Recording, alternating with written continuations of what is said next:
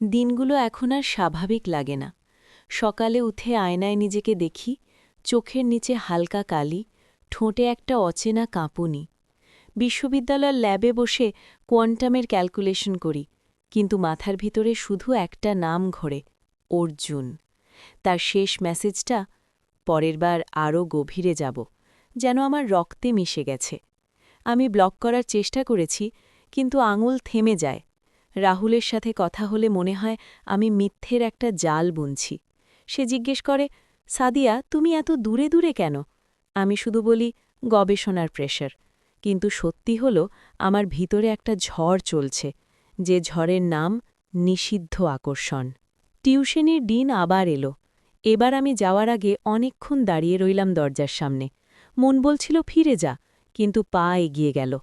বাড়িতে ঢুকে দেখি অদ্ভুত নীরবতা। লিয়া আর মিয়া তাদের দাদুর বাড়ি গেছে সপ্তাহান্তে।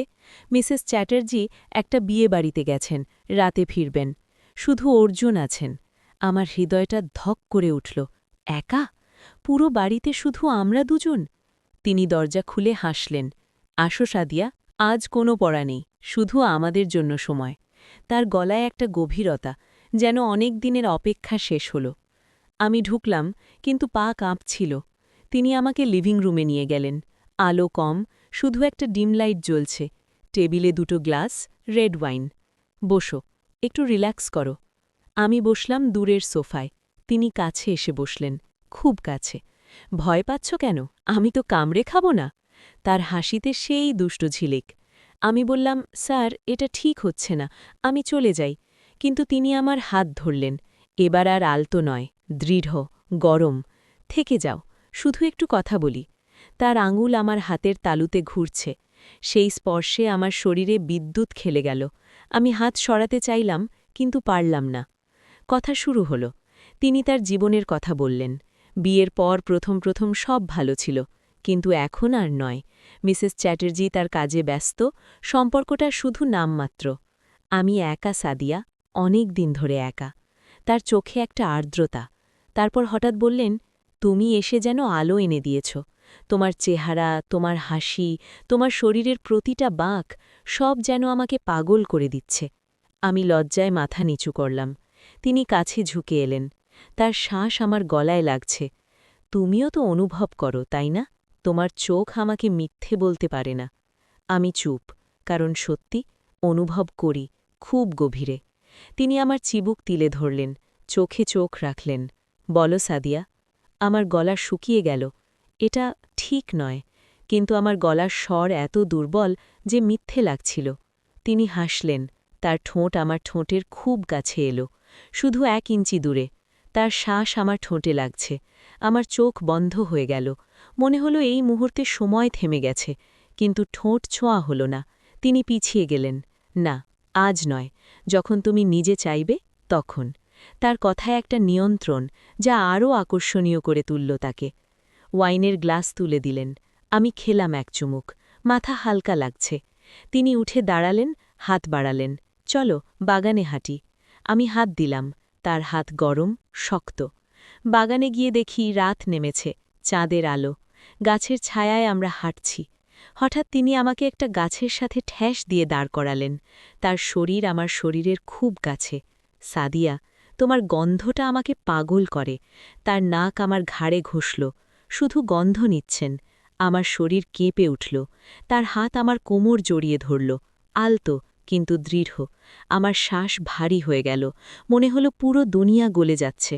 তার ঠোঁট আমার কানের লতিতে ছুঁয়ে গেল, একটা হালকা চুম্বন। সেই স্পর্শে আমার পুরো শরীরে আগুন ছড়িয়ে গেল। আমি তার বুকে মাথা রাখলাম এক মুহূর্তের জন্য। তার হৃদয়ের ধুকপুক শুনলাম, কিন্তু তারপর নিজেকে সরিয়ে নিলাম।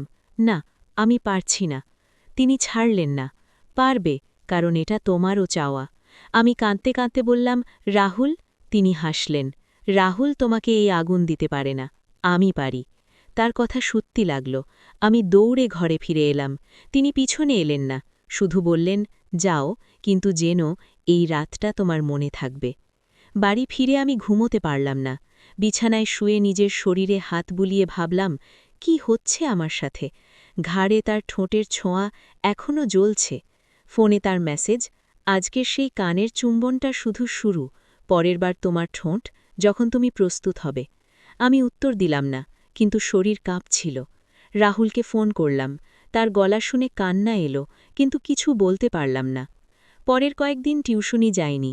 ফোন করে বললাম, বাচ্চারা দাদুর বাড়ি, তাই দরকার নেই। কিন্তু অর্জুনের মেসেজ থামেনি। প্রতিদিন রাতে আসে, তোমার ঘাড়ের গন্ধ মনে পড়ে, তোমার কোমরের বাঁক আমার হাতে লেগে আছে, তোমার শ্বাসের শব্দ আমি শুনতে চাই কাছে এসে।